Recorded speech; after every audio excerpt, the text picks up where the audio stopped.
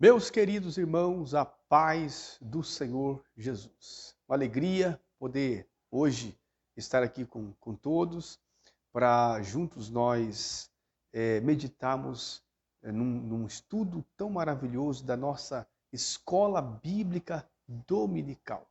Então hoje nós estamos em torno de um assunto relevante, também edificante para as nossas vidas.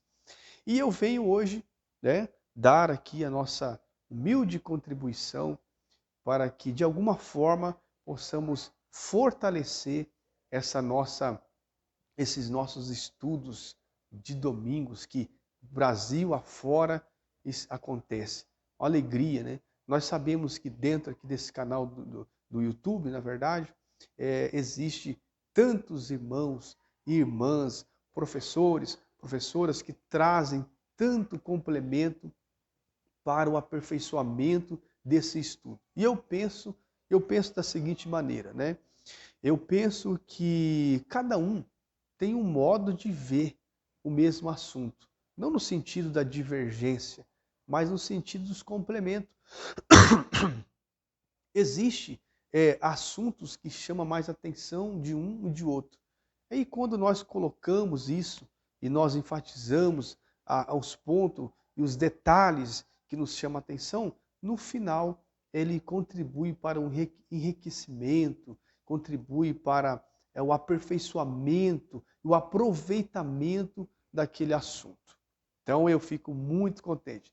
E nós estamos aqui hoje gravando aos que não nos conhecem, e enfim, aqueles que vão acessar esse conteúdo. Nós somos aqui da Igreja Evangélica Assembleia de Deus, aqui de Toledo, Paraná. Nós, pela infinita misericórdia de Deus, estamos à frente de uma congregação, de um trabalho, num campo presidido pelo nosso querido pastor Vicente Mariano. Pastor Vicente Mariano, que faz parte da mesa diretora da CIADEP, né? Convenção das Igrejas Evangélicas Assembleia de Deus, no estado do Paraná. Então, para nós é uma honra muito grande. E nós ficamos felizes de certa forma, poder falar com todos através desse conteúdo, aqueles que vão acessar em algum momento. Que Deus possa abençoá-los de uma maneira toda especial. O que eu pretendo trazer, então, é apenas alguns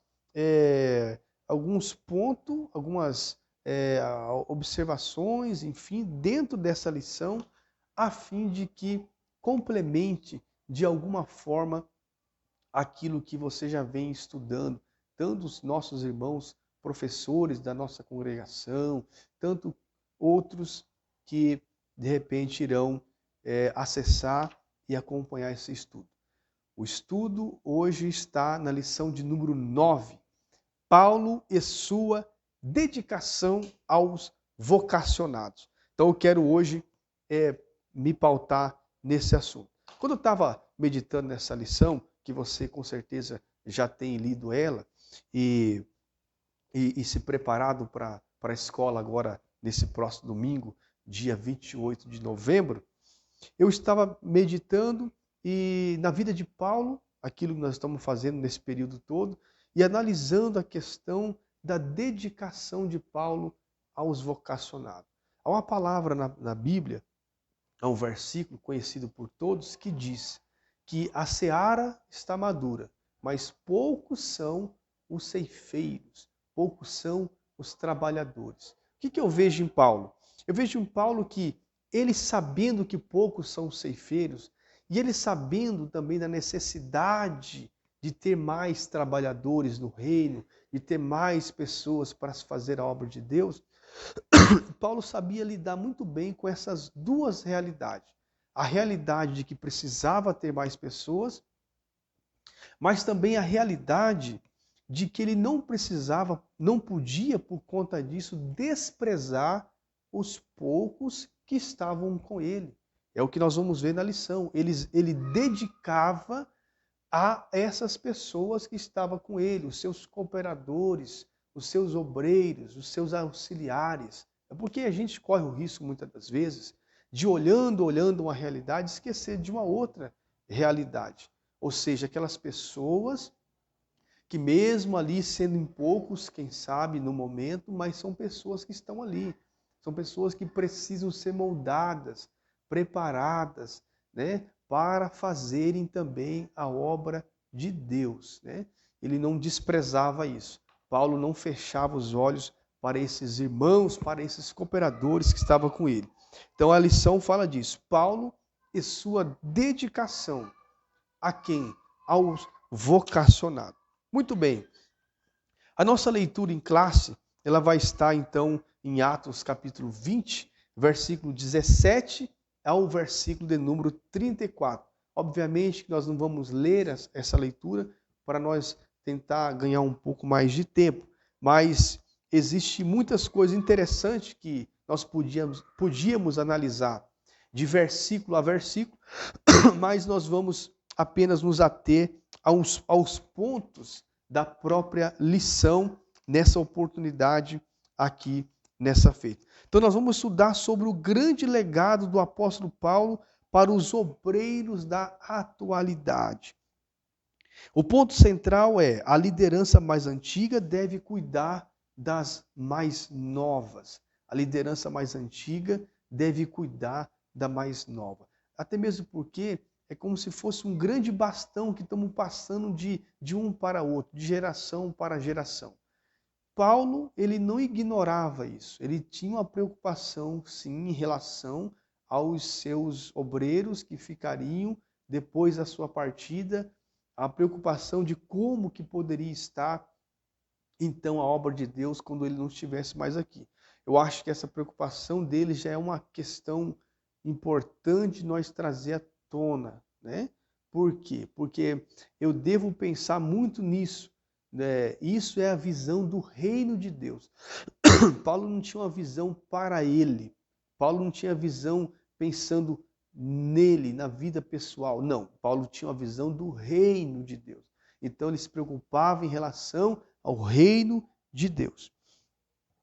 Nós temos como primeiro tópico nessa oportunidade, dizendo assim, o primeiro tópico diz, né? Éfeso, o ponto de aprendizado dos vocacionados. Éfeso, o ponto de aprendizado de quem? Dos vocacionados. Eu ressalto então aqui o seguinte, resumindo um pouco desse tópico, né? Por que Éfeso foi o ponto de partida dos vocacionados? Você que está acompanhando aí na sua lição, que já tem estudado a lição e que já tem visto tantos outros conteúdos nesse sentido, sabe, e o que me chama a atenção é o seguinte, que Paulo teve também o seu ponto de vocação, como diz na própria lição. Na lição anterior, como está dizendo, vimos que Antioquia foi o lugar de desenvolvimento vocacional do apóstolo Paulo. Assim como Paulo também teve uma base onde ele desenvolveu a sua vocação, agora ele está então, com toda essa experiência que ele teve lá atrás, também estabelecendo então uma base para os vocacionados. Ou seja, Paulo, ele realmente só fazia o que ele vivia, né? Ele não era alguém, digamos assim, sem nenhum tipo de estrutura. Ele não era alguém que não tem um histórico, um passado. Ele viveu aquele momento também de base vocacional. E por isso ele tinha toda a moral, ele tinha toda a experiência de passar para os seus liderados a necessidade do quê? De uma base, de um preparo da vocação, de trabalhar essa vocação dos seus vocacionados. Então ele entendia a necessidade disso. Por quê? Porque ele viveu isso. No caso dele, foi lá em Antioquia, quando ele estava ali vivendo com aqueles irmãos, e em oração, em jejum e consagração, o Espírito Santo pediu então que ele fosse separado para a obra. E agora ele está fazendo o mesmo. E por que também em Éfeso? Porque Éfeso, ele era era estratégico, a cidade de Éfeso. A cidade de Éfeso era um grande portão de acesso as províncias da Ásia, né? E também a mais importante rota comercial entre os países do Oriente e do Ocidente. Então, Éfeso era um grande polo, Éfeso era uma grande metrópole, era estratégico. Uma coisa interessante que nós vemos também aqui. Nós vemos que Paulo não ignorava as estratégias para ganhar as almas, para avançar o reino. Ele era um homem muito ligado no seu tempo. E ele percebeu que Éfeso era um ponto muito importante, era um lugar muito estratégico para que ele assim divulgasse, fazesse e fizesse a obra de Deus. Então ele começa dali, estrategicamente, né, porque ela estava bem localizada, bem movimentada. A gente sabe, já teve estudo sobre Éfeso, que era uma cidade também mergulhada na idolatria, o povo lá estava todo perdido, cegados espiritualmente, mas não, Paulo não olhou para tudo essa dureza, essa idolatria, e pelo contrário, ele olhou como uma oportunidade de ganhar aquelas almas para Cristo. Então nós vemos esse detalhe. Paulo, ele era estratégico, um homem de uma visão bem à frente do seu tempo. Ele otimizava o seu tempo, né? Ele aproveitava, ele remia o seu tempo, trabalhava com eficiência. Então, o primeiro tópico, nós temos ali o ponto de partida. No subtópico, número 2, está ali Paulo e o despertamento de novas vocações. Paulo e o despertamento de novas vocações. Então, era um grande líder. Alguém já dizia, e até com uma certa lógica, né, que você só é líder quando você consegue formar outro líder. Você se torna um líder quando você consegue formar outro líder, quando você tem essa graça. E Paulo tinha isso, ele arregimentou, ele investiu em pessoas que o auxiliassem a levar o evangelho. Ele não ignorava. Por quê? Porque você há de concordar comigo que a pessoa pode ser muito habilidosa, competente, mesmo assim, ninguém consegue fazer tudo sozinho. A pessoa pode ser muito capaz, mesmo assim ela não consegue fazer tudo sozinho. Não há como fazer tudo sozinho. Então Paulo, mesmo tendo muita habilidade, uma competência, um homem preparado, mesmo assim, ele entendia que sozinho não daria conta, não seria possível. Ele trabalhou então os seus auxiliares, trabalhou as pessoas. A preocupação de Paulo em olhar e preparar um outro povo. Essas pessoas recebiam ensinamentos diretamente de Paulo, ou seja, o ministério do apóstolo despertava novas vocações. Olha que coisa tremenda que nós temos aqui. As pessoas, quando olhavam para Paulo, tinham vontade de ser como Paulo, de ter o zelo de Paulo, porque ele despertava isso. Ele passava isso para aquelas gerações. Isso é uma grande necessidade, né, de nós inspirar as pessoas. Porque quer queira ou não, você, consciente ou inconsciente, você está, de alguma forma, sendo vitrine ou referência para alguém. Mesmo no seu próprio nível, cada um de nós vivemos um nível hoje de espiritualidade, de ministério, de momento, de fase, de experiência, que se soma ao longo dos anos. Tudo que você vive hoje, de certa forma, alguém está olhando para você e está tirando alguma coisa, né? Está tentando aprender alguma coisa com a sua vida, mesmo você não sabendo, mesmo você não tendo consciência disso. E Paulo, ele despertava as pessoas que conviviam com ele, ficavam animadas por viver o verdadeiro evangelho, porque presenciava isso, podiam sentir na vida de Paulo, um grande líder que ele era, né? No subtópico 3, Paulo, um mestre inspirado.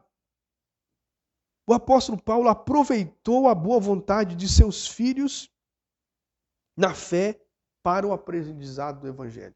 O comentarista aqui, o pastor Elianai, ele coloca, ele é muito feliz ao colocar que Paulo aproveitou a boa vontade de seus filhos na fé. Ou seja, Paulo ao perceber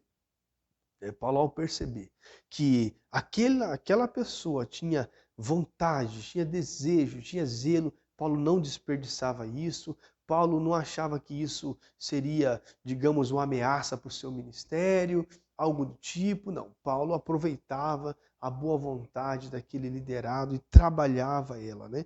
Mas porque ele viu que ele tinha uma boa vontade. Mas também os irmãos sabem que no ministério de Paulo teve outras pessoas que, infelizmente, foi o contrário disso. Pessoas que se aproximavam de Paulo com outras intenções, com outros pensamentos, e Paulo não pôde aproveitar, obviamente, aquilo, porque aquilo não era aproveitável. Aquilo não era aproveitável, era descartado. E ele, então, só trabalhava, empenhava e dedicava-se nas pessoas certas. Então, isso é uma visão de uma liderança à frente, né? Muito madura mesmo.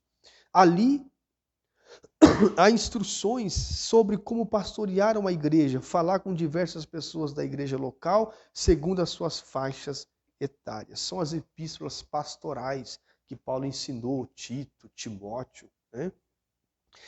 A como eles lidar com a igreja. Aqui o comentarista coloca nomes como Timóteo, Sópatro, Segundo, Trófimo, Tíquico, Tito, Aristarco, né? Filemão, Gaio e entre outros. Pessoas que foram beneficiadas por conviverem com o apóstolo Paulo.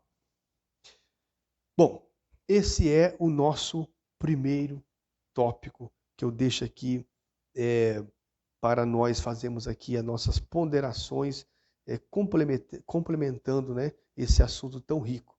O segundo tópico, ele vai falar sobre o legado doutrinário de Paulo para os novos líderes. O legado, né, de Paulo, doutrinário de Paulo para os novos líderes. Quando Paulo, então, ele fazia apologia da fé, a defesa do evangelho junto aos tribunais, junto à sinagoga, junto em todos os lugares, porque no texto, inclusive o texto na leitura bíblica em classe, fala que Paulo, no versículo 20, Paulo ele anunciava publicamente e pelas casas.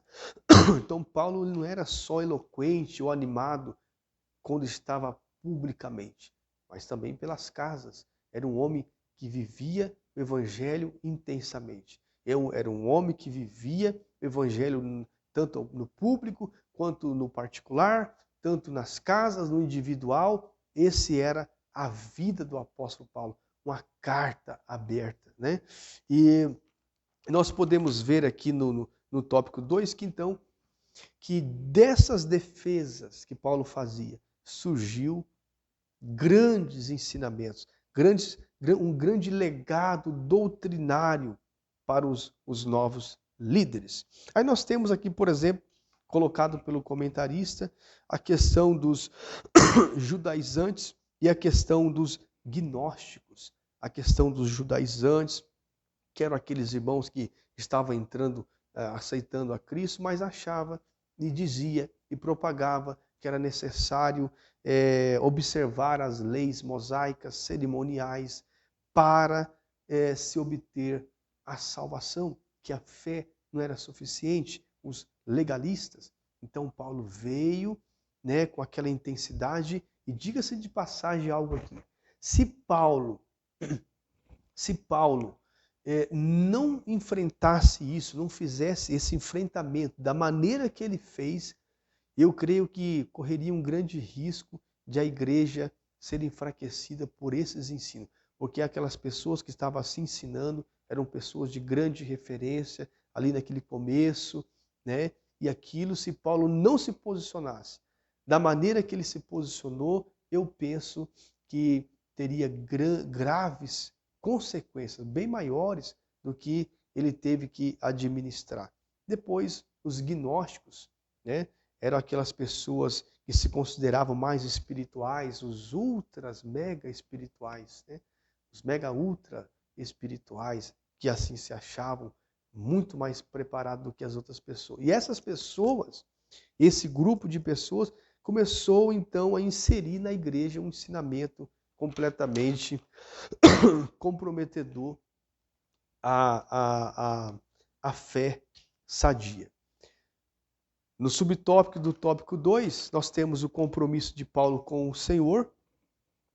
A vida dele era compromissada com Cristo, ele tinha uma fidelidade que não precisamos aqui nem falar muito sobre isso, mas ele se preocupava em viver de maneira coerente com o que ensinava.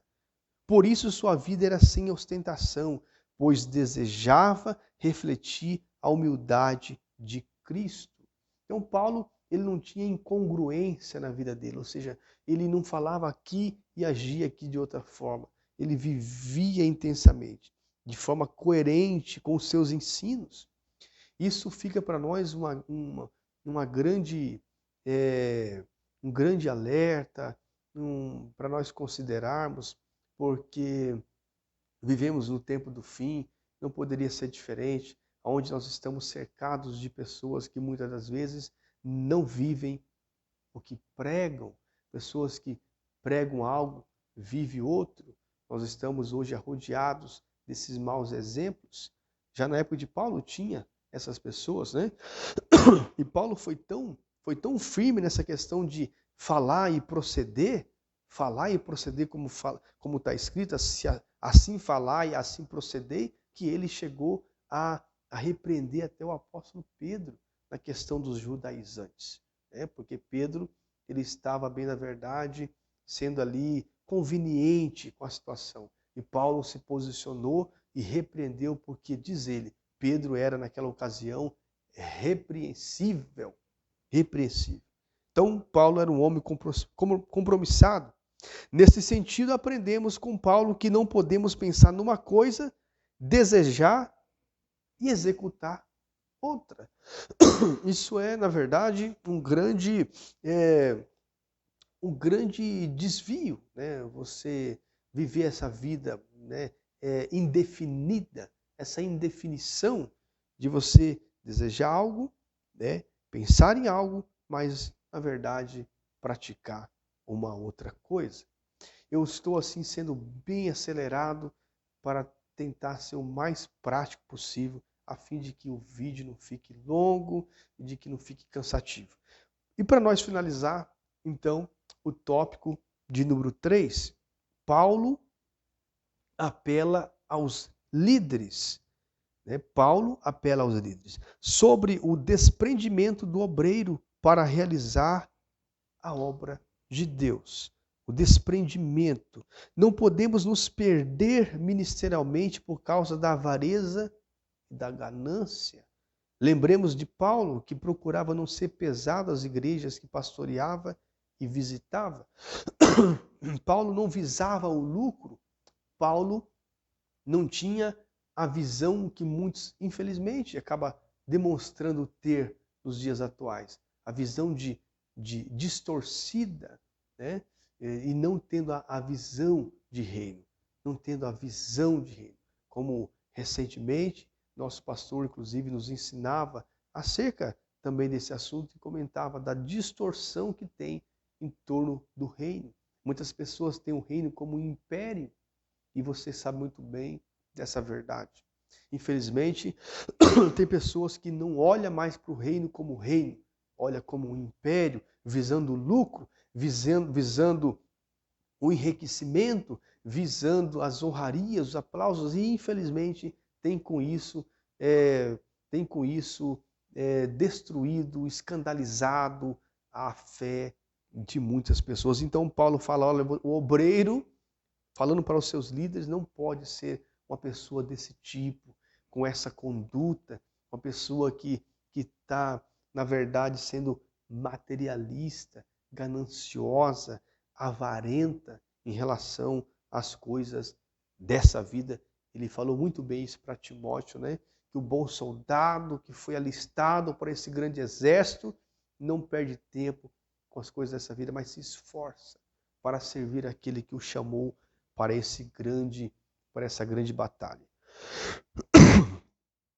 Sobre o cuidado pessoal do obreiro, ele fala algo muito interessante. Às vezes, na caminhada ministerial, tendemos a passar a ideia de super-homens. Paulo, ele vai dizer, olha, vocês, no versículo número 28, olhai, pois, por vós mesmos. Aqui poderíamos meditar com muito temor, porque tem hoje o número, a quantidade de líderes que não estão olhando por si mesmos. Muitas vezes vão assim num ritmo acelerado em torno do fazer, das coisas do reino e acaba não olhando para si mesmo, no sentido da sua saúde, do seu devocional com Deus, da sua comunhão com Deus, da sua saúde emocional, da sua saúde física. E, infelizmente, muitos, quando se largam, se desprezam a si mesmo, se tornam carrasco de si mesmo, e quando ele menos espera, ele já não tem condições mais físicas, mais condições emocionais e às vezes espirituais para poder levar avante a obra, porque ele não olhou por si mesmo. Então Paulo, ele já traz-nos aqui no versículo 28 de Atos 20, justamente essa advertência, esse alerta para que o obreiro também tem que ponderar essas coisas. O obreiro deve zelar pela sua saúde física, emocional e espiritual. Não são poucas pessoas que hoje já não têm mais condições, não se sentem aptas para poder desenvolver nenhum tipo de trabalho, por conta de tanta coisa que afetaram a sua vida, e por muitas das vezes não estamos sendo aqui taxativos, porque cada caso é um caso, mas muitas das vezes porque ele não cuidou de si mesmo. Também ele fala sobre os lobos cruéis no rebanho de Deus, né? Então ele fala de lobos predadores da igreja, destituídos de misericórdia e de amor. Então Paulo já entendia que haveria ocasião aonde viriam pessoas infiltradas, que se infiltrariam, que estariam por ali. E olha, essa é uma grande realidade. E Paulo então pede para que os líderes eles possam estarem atentos para essas inserções, por essas pessoas que entrariam. E ele diz ainda duas situações. Ele diz daqueles que entrariam e daqueles que surgiriam no vosso próprio meio. Então, duas realidades que Paulo já estava antevendo, estava já preparando aqueles líderes, porque no caso aqui, óbvio que nós não podemos entrar nos detalhes, mas Paulo estava em Mileto, conversando com os líderes de Éfeso. Ele não pôde ir lá, chamou eles para que viessem em Mileto, que ali ele seria, no caso, o último encontro com aqueles líderes, que está na leitura bíblica em classe, e ali estava passando orientações para esses líderes. E dizia, olha, virão de fora e também surgirão do vosso próprio meio. E é isso que ao longo da história nós ainda temos visto, nós temos percebido, que muitas das vezes surgem do nosso meio pessoas distorcendo a palavra, desvalorizando tudo que Cristo e os apóstolos nos deixaram. Dito isso, eu quero aqui finalizar dizendo a todos, que a nossa vida, enquanto estando envolvido nesse contexto de igreja, de servos e servas de Deus, ao fazermos essa obra, nós que estamos nos empenhando com todas as nossas limitações em fazer algo para Deus, nós somos tentados, muitas das vezes, não só por algo externo, mas muitas vezes tentado dentro desse próprio contexto, Por isso que Paulo vai dizer que para Timóteo, né, que não devemos, ele não devia trazer pessoas neófitas na fé, porque elas tinham o risco de ensoberbecer, né, e assim cometer um grande e grave pecado. Então, a conclusão é que a vida do apóstolo Paulo deixa um grande legado para os obreiros da atualidade. Que Deus possa abençoar a sua vida. A lição, obviamente, né, a gente resume de forma bem precisa para não ficar muito longa a nossa exposição, mas é uma lição muito rica, muito maravilhosa para as nossas vidas. Eu desejo a todos uma boa aula nesse domingo próximo. Deus abençoe a sua vida de uma forma grandiosa, toda especial. Se Deus quiser, se Deus permitir, nós pretendemos nos próximos encontros estar aqui trazendo alguma coisa, alguma uma reflexão em torno do assunto, a fim de somar, a fim de ser útil para o reino de Deus de alguma forma, de alguma maneira. Deus abençoe a todos, no nome de Jesus.